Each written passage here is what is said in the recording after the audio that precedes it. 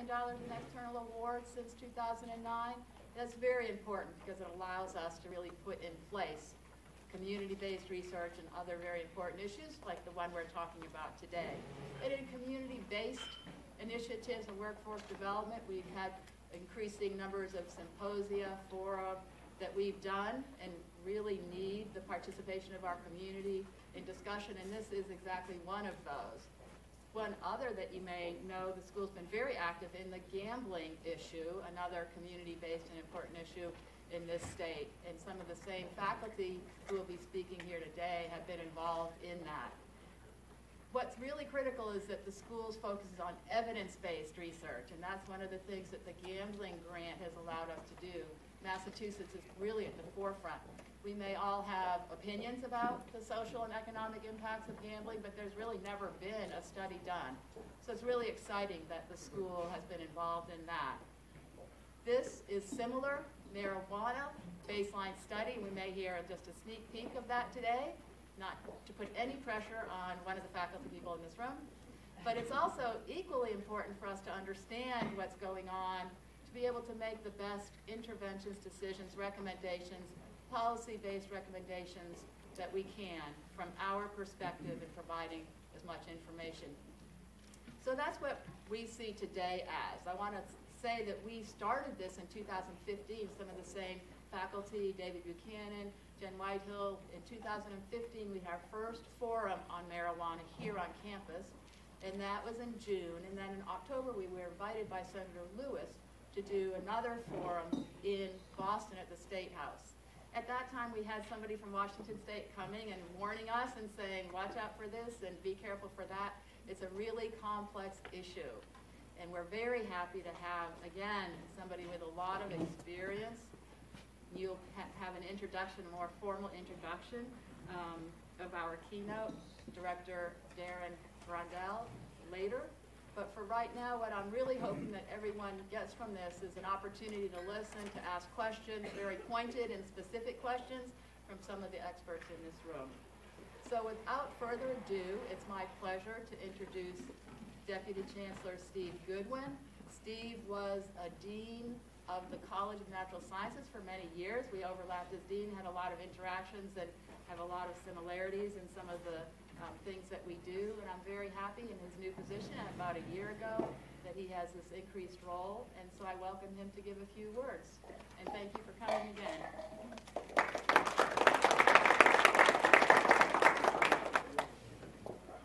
Well, thank you.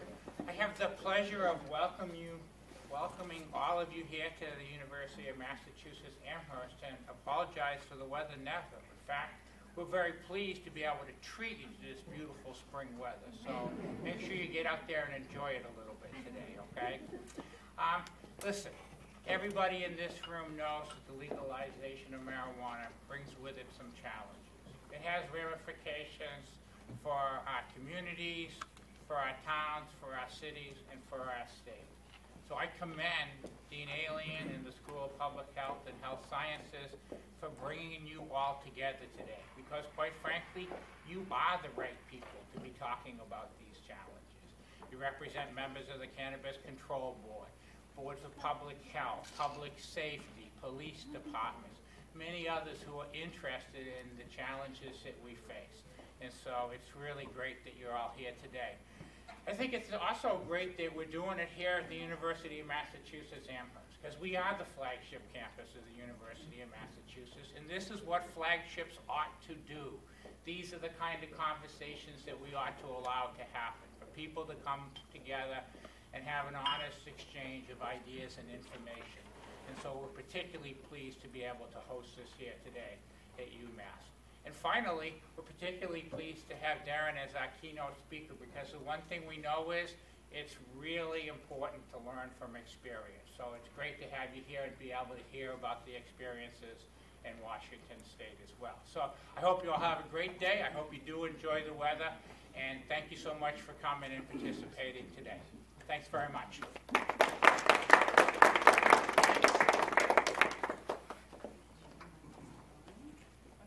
Reese is making sure the mic is on, but I can shout while she does that. It's my pleasure to introduce the chair of the department. Before I do that, I also want to thank all the faculty. Oh, now I'm supposed to use the mic. Okay. In case you couldn't hear any of the other comments I made earlier, don't worry, we're good now. And I also want to thank Risa Silverman in particular for organizing both this symposium and the 2 fora that we had on marijuana, as well as several other things. Risa is the director of our School of Public Health and Health Sciences Office of Practice and Outreach. So let me now introduce the chair of our Department of Health Promotion and Policy. His particular area is in community health education, David Buchanan. He's been highly involved in a lot of these initiatives, and it's my pleasure to welcome him to the podium.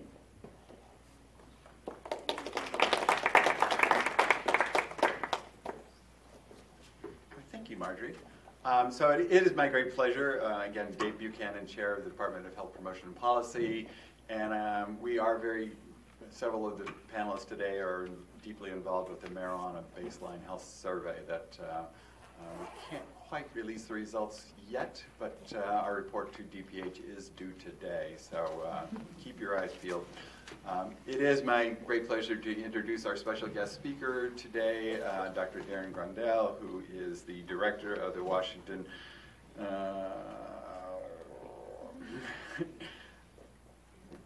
Traffic Safety Commission. Sorry, director of the Washington Traffic Safety Commission. But before doing so, I believe we have a couple of the commissioners from the Massachusetts Cannabis Control Commission. Commissioner Flanagan, are you out there? And Commissioner, somebody stood up, but I don't think it was her. And Commissioner McBride, they are both coming out from Boston, so may have been slowed by the inclement weather. So without further ado, it is my pleasure to introduce our special guest speaker for today's symposium on marijuana legalized. I think there are 3 major issues that all responsible citizens are concerned about. It's the potential of legalization for increasing youthful drug use, the potential for increased use of marijuana to predispose or put people at greater risk for developing addictive patterns of drug abuse. And then finally, greatest concern is the issue of drug driving impairment, both marijuana alone and marijuana in combination with other things. And so this is a particularly vexing issue for all states that are in the process of either have already legalized marijuana, adult use marijuana, or are considering at this time. And so it is our great pleasure to have the leader of the Traffic Safety Commission in the state of Washington share their experience to date with the kinds of challenges they face. So without further ado, Director Darren Grondel. Thank you. Well, good morning. Good morning. Oh, come on, you can do better. Good morning. Good morning. Good morning. All right, good. All right. I'd like to thank, where's Risa? Where is she? Thank you so much for getting this set up. And Robin, thank you for this afternoon. I'll do a little shameless plug for our little webinar this afternoon. But it is a great pleasure to be here. I was back here in 2016, and we did a presentation mainly around the impacts of marijuana on commercial vehicles. And then I got this invitation again, and I'm very grateful for it. I did beat the snow in last night. I got in about 9 o'clock last night. It was a pretty easy trip from Seattle to here, so it was a very long day. But I hope today that as we spend some time together and we do this little presentation and have some time to answer some questions, is that hopefully you can learn from our experience. And it's not that this is what you have to do. We're not here to tell you what to do, but hopefully you can learn from some of our mistakes and some things that we've been challenged with. And then as you go forward, you can say, we can do that a lot better than Washington did it. So, because there's a lot of things that we've learned over the years. And I was just wondering, do we have a clicker for this? No? All right, well, I'll work through that. No, it's okay. I'll work through it unless, yeah. I thought we did have a clicker. My apologies. So one of the things that right before I get started here is that my message today is not a pro or a con for marijuana legalization. My message today is we have it. we had to get over that, and now we have to go through and how are we going to make this work, especially for the public safety aspects of the legalization, and particularly around the issues and the elements of impaired driving, because there's a lot of messaging out there that I'm a safer driver, I slow down, I'm this and I'm that, and there is nothing other than anecdotal information that they share themselves, that there's nothing to show that. However, I will show you some information that will counter that argument in just a minute. So as we get started, I just wanted to kind of throw a few things up here, because when we talk about marijuana, what do you think about? Smoking. Smoking it? The 60s. Spicoli. THC. What else? It's a plant. Okay. So, what's that? Laughing. So when we talk about marijuana, some of the things that we want to get right up front is we talk about cannabis or marijuana. We know that it has THC in it, or tetrahydrocannabinol. There's different elements of that, which they call hydroxy, which is more of the active metabolite of marijuana. THC is the psychoactive substance within marijuana. And then you have what they call carboxy, or the kind of the burned off stuff that's still in the system that you can see. It's like a secondary metabolite. It may not necessarily be psychoactive, which some research kind of goes back and forth a little bit on. Then the metabolite, psychoactive, all those different things. I just like to put this up here at the very beginning to differentiate, because we have some that they might call medical marijuana that may not have THC, may not have psychoactive properties in it, as compared to what we're going to talk about today. Because most of the stuff that we're going to share, the data and everything else is about that with THC in it. Active delta-9 tetrahydrocannabinol. So you have other things like cannabidiol, which is one of about, I've heard up to 140 different cannabinoids in marijuana, that if it's kind of devoid of a psychoactive material, that it may be used for medical purposes, and has actually had some very promising studies that are coming out now for specific elements as far as the preclinical research on anti-seizures, antioxidants, anti-inflammatory, analgesics, anti-tumor, antipsychotic, and anti-anxiety. So when we talk about this, there are different elements of this. And when I first started learning about marijuana, because I had my, kind of my view of what it was and what was contained in it, and now as I've learned more, it's all of a sudden you start to see that as you pull back, I guess, the layers, that you start to see that there's a lot more to it. And are there some actual legitimate medicinal value to it as compared to some of the psychoactive? So there are elements where they'll talk about the medical piece, and some elements where we're going to specifically talk about the THC. So what do we know about cannabis? Did you know that there was over 480 different chemical compounds in marijuana? Yes or no? No. Yeah, I didn't know that either. So this is part of that. As you learn about it, you understand what it is. But there's about 480 different chemical compounds. Depending upon the research that you read and some of the literature reviews, it's between 66 and 113 different cannabinoid compounds within that. And THC is just one of those 66 or 113. So they have different names for these. So the date here for 1899 is when cannabinol was, or CBN, was identified. And THC wasn't even identified by science until like 1964. So is that a relatively new drug? No. Do we know a lot about THC? No. There's been funding to study it. Thank you. So that's one of the issues, is it's a Schedule I drug, in violation of federal law still. So it creates a lot of issues for research institutions of getting either an IRB or some type of grant or approval to do a human subject study or live study on using marijuana and then actually measuring its effects. So thank you. Robin, $20 for her. Right. But there are a variety of different cannabinoids. I put these up there just to show you just different names, the acronyms that come along with that. Do we really know what each of those do? Are some of them anti-anxiety properties? We know that there's an anti-anxiety within marijuana. But what do each of those do? What can each of those provide? Just like with the opium plant, which we see now, we have an opioid problem here.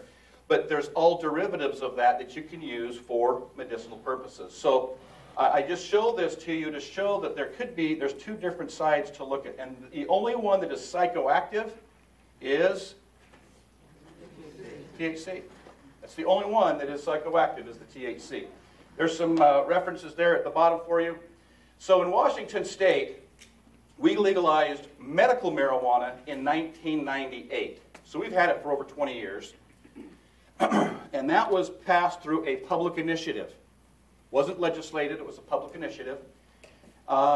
It granted an affirmative defense to criminal prosecution for qualifying patients.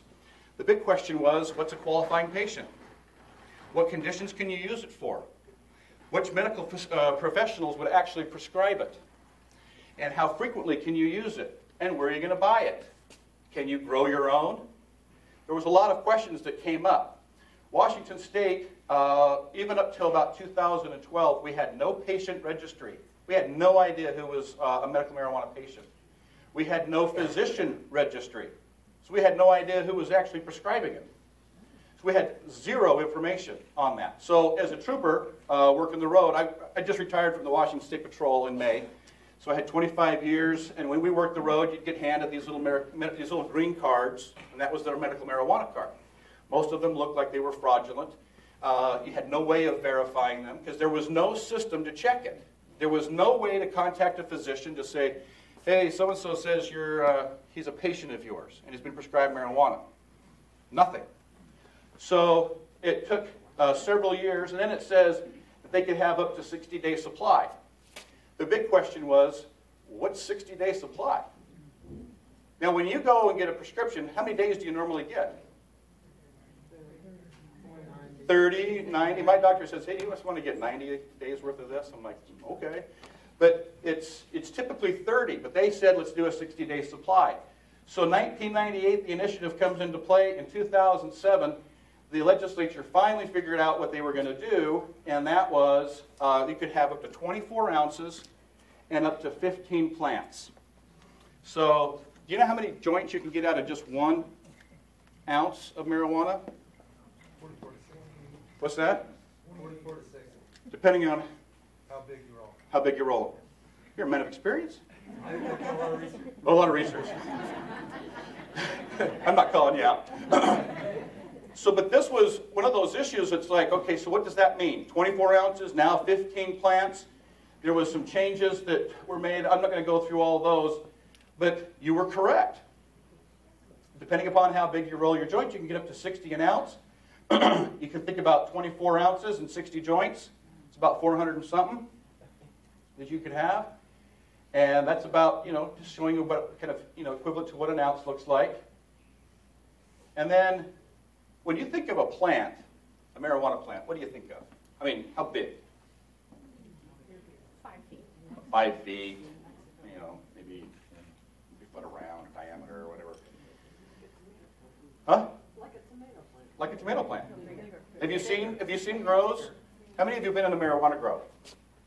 Okay. And how big were those plants? Trees. So you were there when we took this picture. We estimated he's about 5'11". Papa behind that tree. That's just one of many plants within a grow in the Northwest, and it was not in Washington. So that was only my buddies to the south, Oregon. So this is, we were kind of imagining, can you imagine now having 15 of those? It only lasts 60 days. It's like 60 days worth. But that's kind of the things, when you start looking at the policies that you put in place, what are you putting in place? Canada has now, they have 2 different initiatives. One is C45 and C46. And they're both going through, I think C45 actually fell off, and C46 is their actual Canadian Parliament law that's going through. One of their laws is that the plant cannot be any taller than 6 feet in a certain radius. And so I can't remember what that is. But I think some of them saw this and said, we've got to be very careful about, when we talk about plants, what are we actually talking about? And what does that mean? Is there a definition behind it? So these were some things as far as some of those policy implications. Then fast forward to 2012, we had another public initiative. And this one was I-502 that then legalized recreational marijuana. Now, I'll take you back just to 2011, where they had the same initiative, well, a similar initiative that failed on recreational marijuana. And we didn't think that it would pass. Well, they went out, did a bunch of focus groups, and asked folks, why did you think that this initiative failed? And they said, well, it doesn't do enough for public safety. And specifically around, there's nothing in the initiative on impaired driving. So if somebody gets stopped or caught, there's nothing that addresses that. So as part of 502, they took our DUI statutes, they cut, pasted, and took the 0.08 out and put in 5 nanograms as far as a per se limit. So that then in 2012, we had former federal U.S. attorneys that were on the news, and then they had advertisements out there saying it's only clogging our jails, it's not a big deal, this is just a misdemeanor, or it should be just a misdemeanor, so on and so forth. So this ended up passing in Washington State in 2012.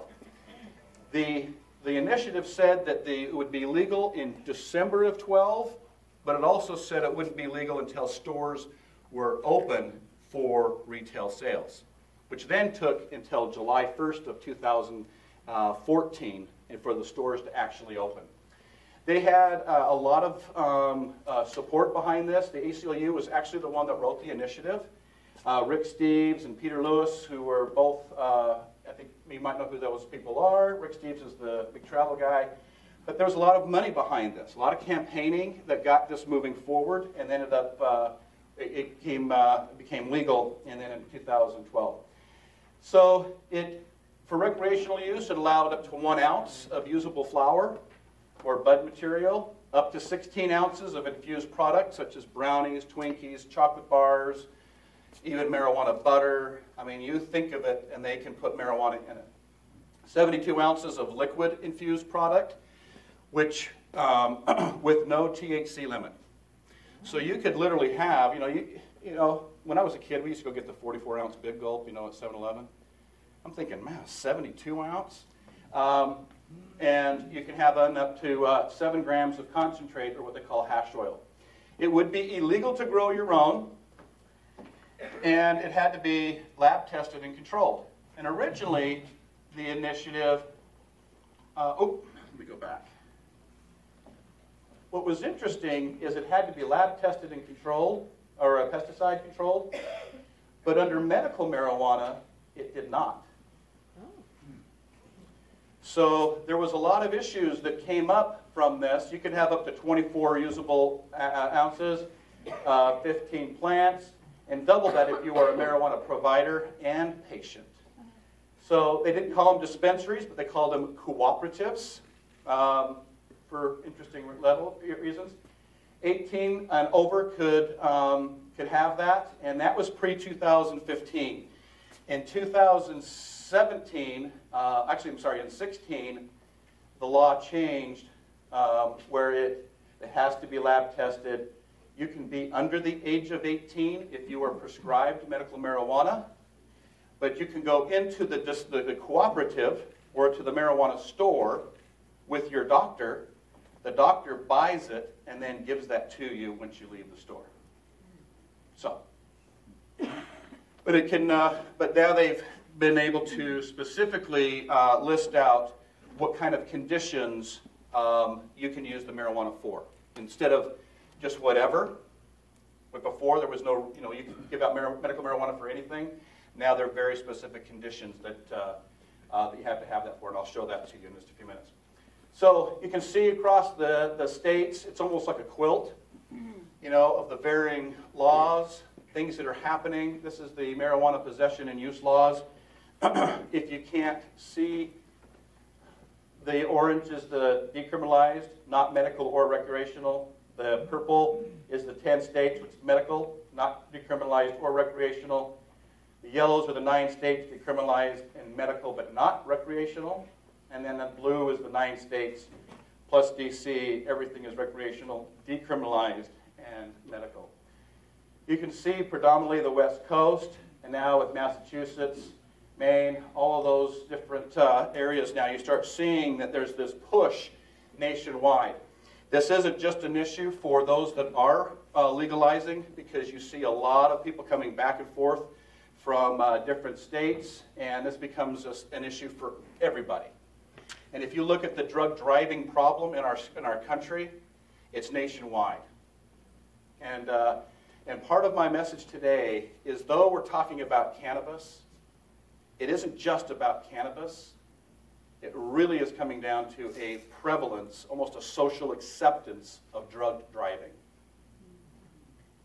And that's part of what I'd like you to think about, is how do we help change that message and start to address it. These are some of the, like, you may have a zero tolerance law, or you may have a per se law.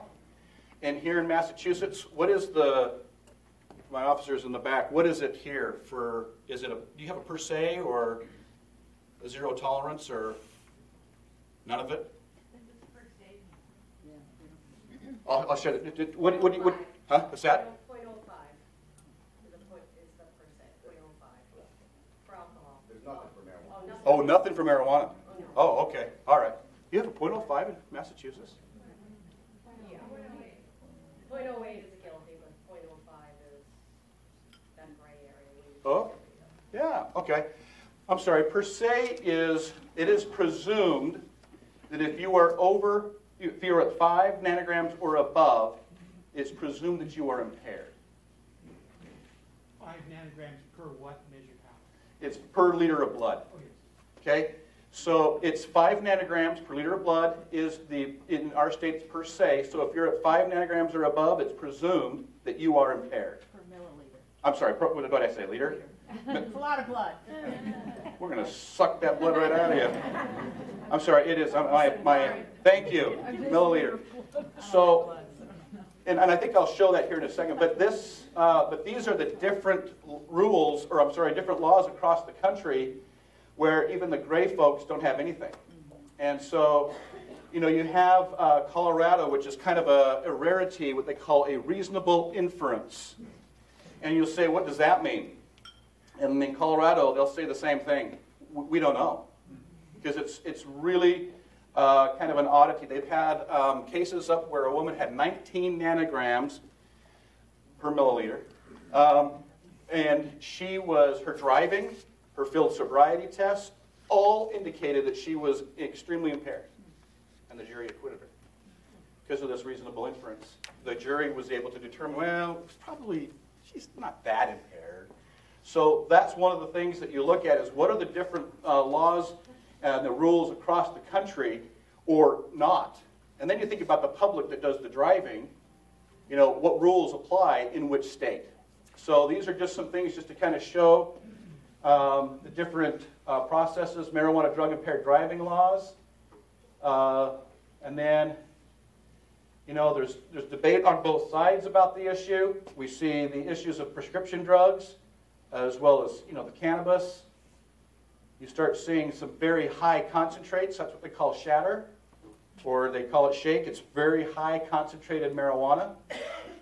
And then you have things like this. This is called the Girl Scout cookie. That's the name of the strain. And, in some respects,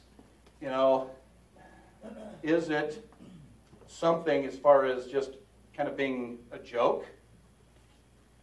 Or is, the names of some of these, because ultimately this stuff impairs and it can hurt people. And I believe that was, I think, one of your state police gang units seizures.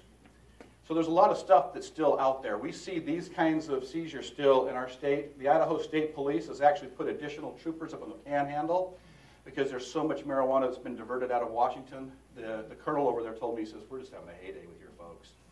And I'm like, really? He says, oh yeah, we're getting a lot of marijuana that's coming out of your state. But it's not from our legitimate growers. It's from folks that are still part of the black market and selling marijuana.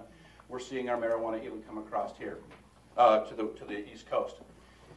Now, when you look at the drug driving and the drunk driving issues, a lot of things that just kind of we'll just highlight here is that alcohol is alcohol. There's a number of drugs, but people, you can still argue that alcohol is a drug. Data on use by drivers in crashes, extremely limited. We were talking earlier about baseline data. We had no baseline data when we started this. We had no idea, really, because for most officers, when you got somebody and they had alcohol in the breath, you just took them for alcohol. You may not even see and gather any of that evidence for controlled substances. And even if they weren't necessarily a DRE, they may not have caught some of those issues. So this data here is limited. How many of the fatal crashes that occur in Massachusetts, the surviving driver is actually screened for impairment? How many of the fatally injured drivers, huh? Oh, okay. All right, I won't go there. The use by drivers increasing. We've seen a lot of decreases in alcohol only. The impairment levels, it varies by the types of drugs, but alcohol is very well documented. And then the crash risk.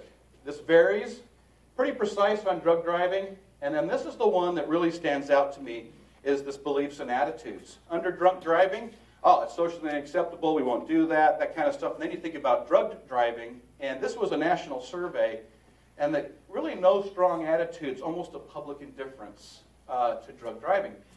And what do you think that is? The myth that you drive better when you're high. The myth, okay. What else?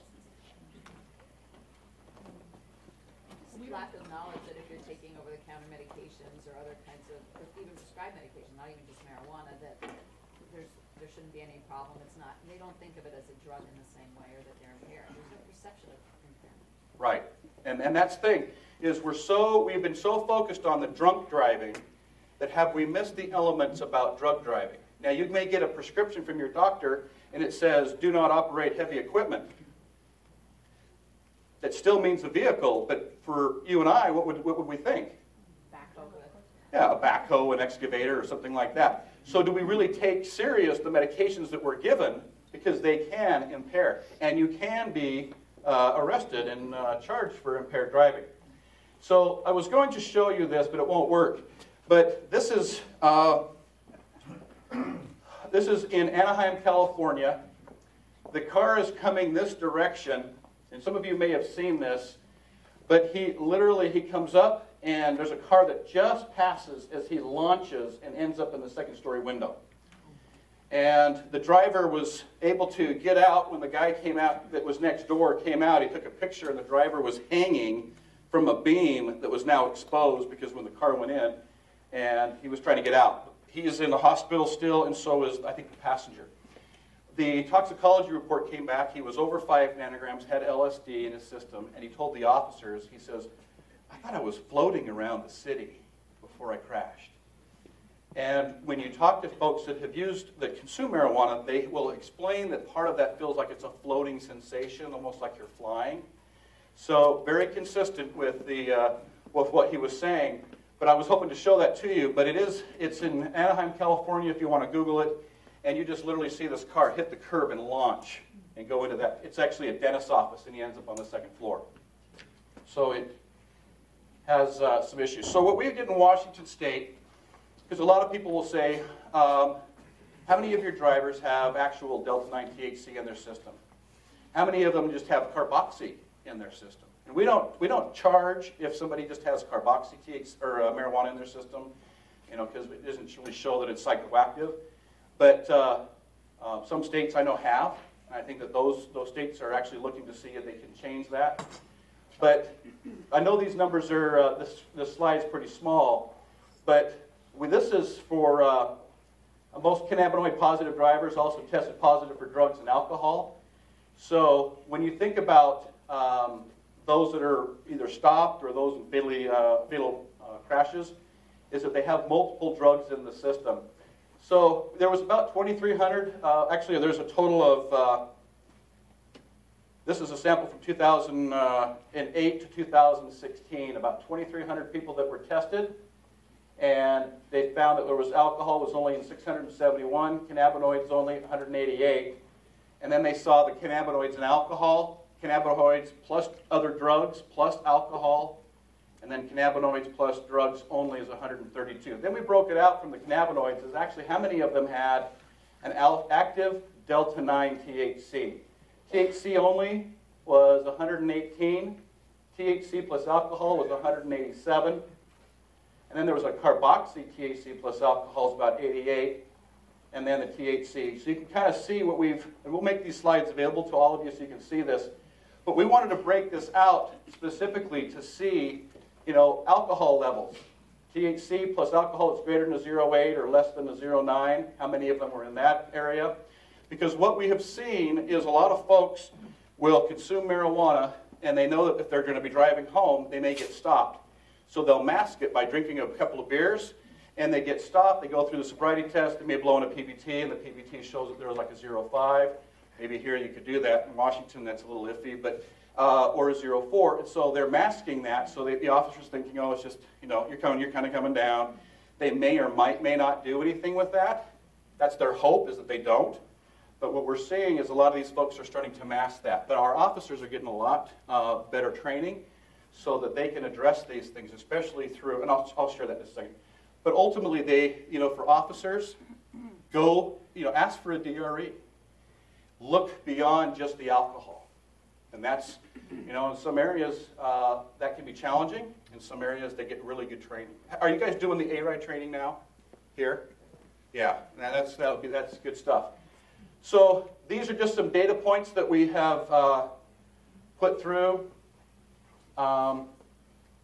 This is a report that's going to be coming out probably, and these are just the executive summary notes, but this is going to be coming out here probably, I would say by the end of April, and I'll send that to you, Risa and Robin, so you have this report. This is more of a descriptive report because we've looked at is among all drivers involved in fatal crashes from 0.8 to 16, 1 in 3 are positive for alcohol and or drugs, and the number is likely underreported since not all drivers in fatal crashes are actually tested for alcohol and drugs. What we've seen in our crashes is about 90% of our fatal crashes are our drivers are by the medical examiner will check them and do a toxicology screen for that. And if that's something you may want to look at here in Massachusetts, what's that level? How much are you actually capturing, or are you missing some elements there that would actually give you some good data points?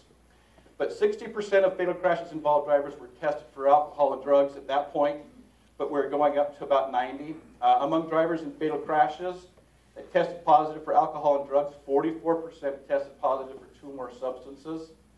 And the most common substance is alcohol, followed by THC. Yes? In the previous slide were all those, the sample group, were they, was that cohort people who were stopped for evidence of impaired driving? Yeah. Yeah, wasn't sure what the Yeah.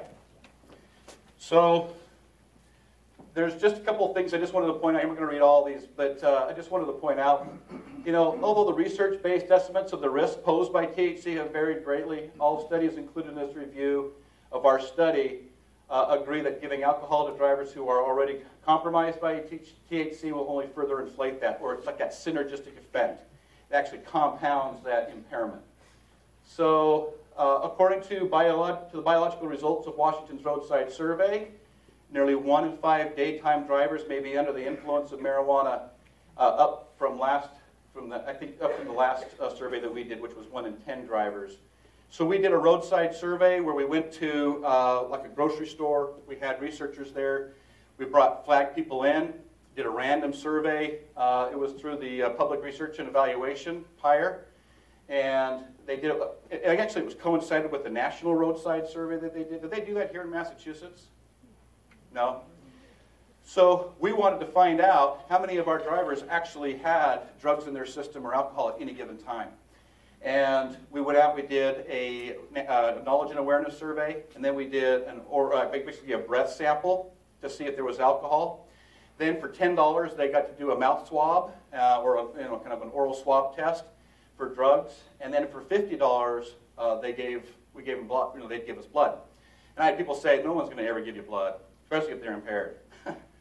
Au contraire. You should give them a little money, and we got blood from them. I guess it's like blood from a turnip. So, but we were able to get a lot of information from that. But really what showed to us is that our daytime, the prevalence of drugs daytime was almost equal to nighttime. Because I think in many of us, as an officer, we'd look at the data, and most of us would think it's a weekend day or a nighttime issue. What we found through this is it was consistent every day, all night. When you're talking about drug driving, are you talking about illegal drugs or are you including prescription drugs? Both. Yeah. Yeah, because you have illicit and then you have the legal. And that's, maybe I should have clarified that, but that is all drugs. And this was stuff that would be impairing. So this, yes? Clarify for me, the people that you asked during the day and the people at night that lost the money, they were all volunteers. All volunteers, So, random sample just coming right off the streets. so why would the numbers be different? Because only the people who were drinking were going to volunteer to do this. So I don't understand where. Some of them weren't drinking. You see alcohol at night, but you saw the prevalence of drugs during the day. And most of this stuff here was mainly looking at how many people had drugs in their system. And where did they do this? They did this in 6 different counties in our state, In Washington. in Washington State. Something seems to be wrong. Can you explain your basic strategy for the study? I think that's what you should do. I can, but I think for the time's sake, I had the whole thing laid out for you. I mean, I threw this in just to share that part of it. I was just wondering if you had any traffic fatality rates where only THC was in the system? Yep.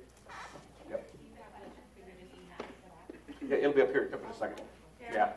Can you repeat your questions, because not everyone can hear. Oh, I'm sorry. She asked if we had fatality rates that showed THC just in the system, and we do. And I'll show that slide to you in just a second. One more question. Just a quick question. What proportion of people you stopped gave consent for either a swab or blood? I have the slides in here, and we had about 76% of the people gave blood, and about 76, 77 did the oral swabs, which surprised us. Yeah, and in Spokane, we actually ran out of blood kits because they volunteered that much. And most of our police chiefs said, you're never going to get anybody to give you blood. And I was like, I think we will. So it actually worked out really well. So for sake of time, I'm just going to switch ahead through here. So I think this is what you were asking. So from 2008 to 2016, we've seen our THC go from 7 up to 27. It's almost tripled or quadrupled. And then you see alcohol-only fatals coming down.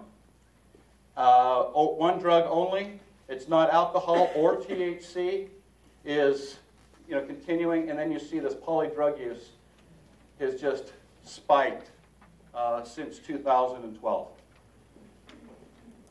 So, okay.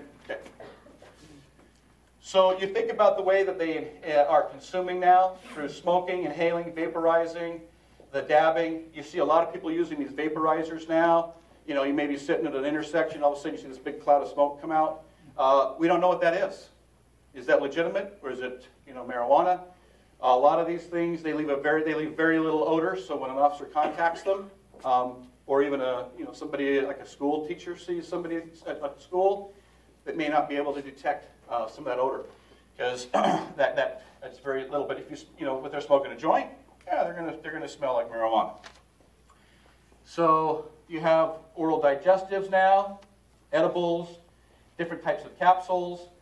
You have raw marijuana you start seeing. And all of these you can go out to a marijuana store and purchase. And these things here These are just inhalers, just like if you had asthma. They look very similar, and they can heat up fast enough where you can inhale it, and it impairs you. It can impair you, and you know, you're consuming marijuana. But it may look just very like a very legitimate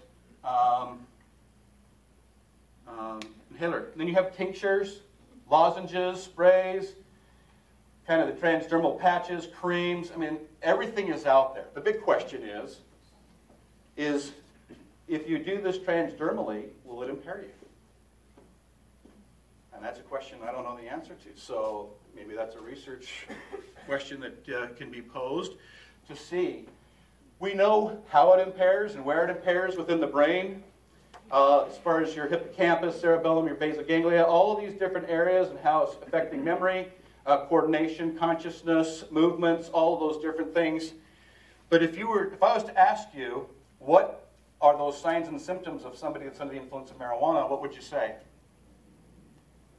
Depends on the strain. Okay? If they're impaired? Impaired. Huh? Dilated pupils.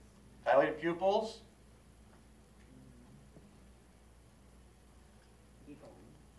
Giggling? Distractibility. Okay?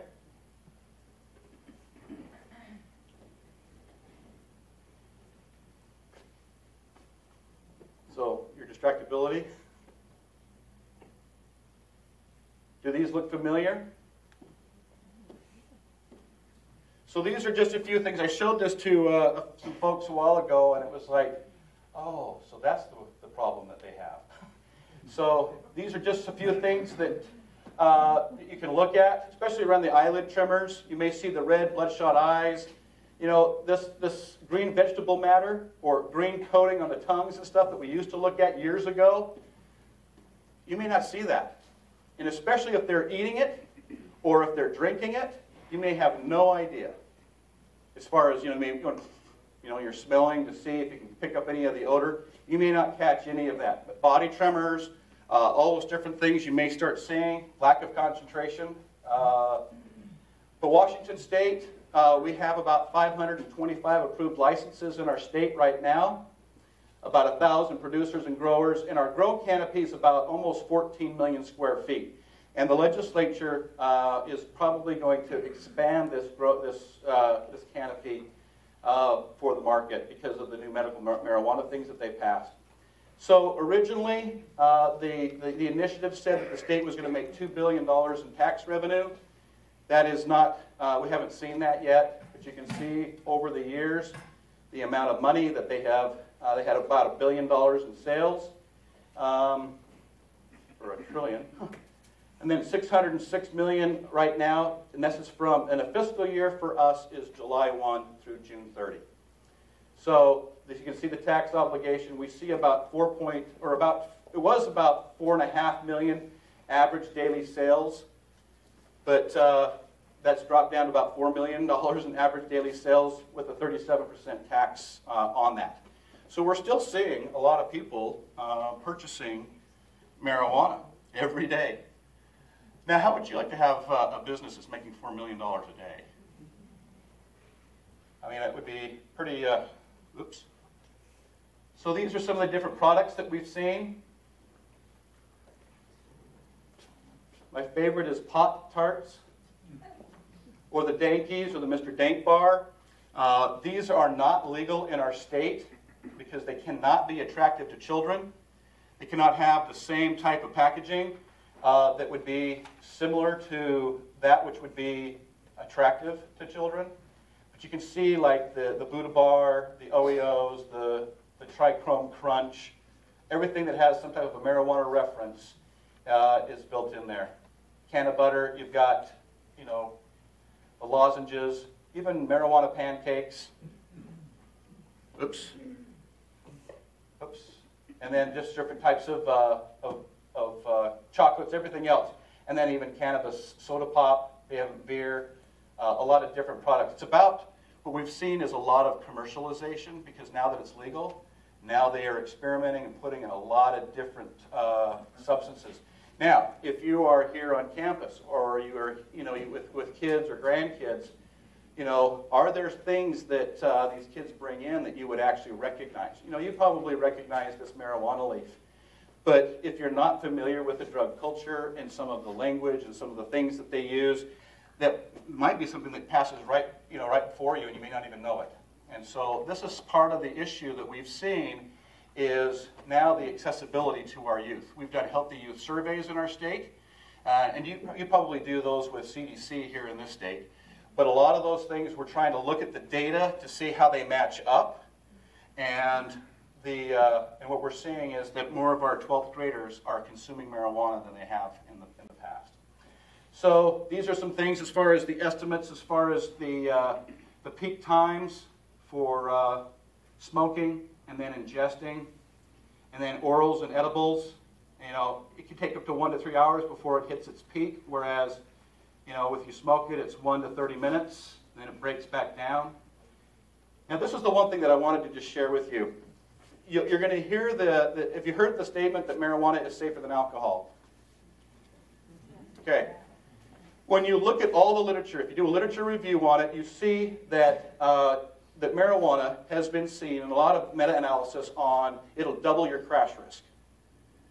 When you look at alcohol, depending upon the BAC level, it can go from 20 to 200, or from 5 to 30, or from 1.5 to 3. So it really depends on your alcohol and your BAC level, so as far as your crash risk. Then you look at distraction. Marijuana is even safer than distracted driving. Marijuana is even safer than than drowsy driving, if that's what we're going to say. Now, this is determined from research that is, as we've seen the THC concentrations go up, most of our studies are based off of a 3 to 6% THC level. So we're saying that it doubles your, quadruples your crash risk off of studies that have been used for 3 to 6% THC. I don't know what your concentrations are here in Massachusetts, but you can go into any of our stores and buy flour at 29% or even higher. The shatters, the shakes, and all those different types of substances have up to 92 to 93% THC. So intuitively, what does it tell you? We've got a lot of research to make sure that we've actually are communicating the right thing. Because this is what they're using is this 3 to 6, and we're basing it off of seeing higher THC concentrations. And so that's one of the challenges that we've had is that messaging piece. So I'm a safer driver when I'm stoned, I'm slower, that's safer. Then you look at the fatality analysis reporting system just out of the FARS system, and this was done back in 2016. Revealed that speeding occurs in almost 36% of all fatal marijuana driving cases compared to 25 with non-alcohol. Then you look at the drug recognition expert. This is Marilyn Hustis, his group, Chuck Hayes from the International Association of Chiefs of Police. They examined characteristics of cannabis impairment, cannabis only. And they found that the #1 reason for the traffic stop was speed over legal. And then you look at the nanogram levels, and there's almost no difference between the nanogram, you know, if it's greater than 5 and that. And they use that because most of the states have used a 5 nanogram level. But there is no science, there is no research to show that that's an impairing level. And that's one of the things that we've struggled with is this 5 nanogram piece, because they say that they used it from Europe, that it was that 5 nanogram level from Europe, but Europe uses serum blood, we use whole blood. And serum is half of whole. So we should be at about 2 nanograms if that is the case. Unfortunately, that was not spelled out in the statute or in the initiative. So I'll just kind of go through this piece right here. Just saying what we've seen since 2008 is our first sales went into effect in 2014, and these are fatal crashes going from here, now increasing. One of the questions that we've asked is the messaging, I'm a safer driver and all those, actually sharing to people that, oh yeah, I can smoke and I can drive? And now they are, because before, that wasn't really the mantra. Now it is that the reason? We don't know for sure, but we're trying to understand, granted, yes, marijuana went into effect in 14, but we've seen it increase. Slight decrease to this in 16. It's going to be about the same for 17. So the more years that we get in data, then we can actually start making some of those conclusions. But so we've seen our breath tests dropping and our blood tests increasing. We lost the implied consent warnings for blood. We used to be able to just ask you for blood. We've lost that. So everything we get now when we make a stop and we want to get evidence, we have to do a search warrant. And that can take up to 240 minutes just to get everything processed to get the warrant. But then we're getting blood. But our blood samples are going way up. And then this is the data on the roadside survey that we had. We did it pre-sales, 6 months after sales, and then a year after. It was a statewide sample, 6 counties. We looked at alcohol and drugs, 75 different types. We had 926 eligible drivers. 97% gave us breath, 96 saliva, and 74 for blood. And about 95% of the people gave us knowledge and awareness. Our drivers were between 20 and 34 was male, which we found was overrepresented. We'd like to do this again to do more sampling.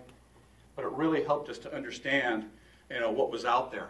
Because what we were seeing in some of the data, and our officers were telling us, we're seeing more daytime DUIs than we are nighttime DUIs. And we were kind of like, why would you do that? Well, now what we're seeing is that a lot of people, now that it's legal, they're self-medicating, going to work to get through the workday, and then going home. And so, is that part of this? That why we're seeing more stuff? So, all kinds of good things in here. This will be available to you. And with that, I've just been caned off the stage. So, I know it's a lot of material in a very short period of time. Thank you, Director Grondel. We have about 15 minutes for some questions, and we're going to have some panelists, and then we'll have another 15, 20 minutes after the panelists. So 15 minutes of questions, and I'll let Dr. Grondel. Yes, ma'am. Can you tell me if any of your data was separated or stratified by rural areas versus urban areas? And if so, what are you seeing in terms of any differences or similarities with those kinds of geography? In the report that I mentioned earlier, it will be broken out that way. There will be more specific data on how it's broken out, especially urban.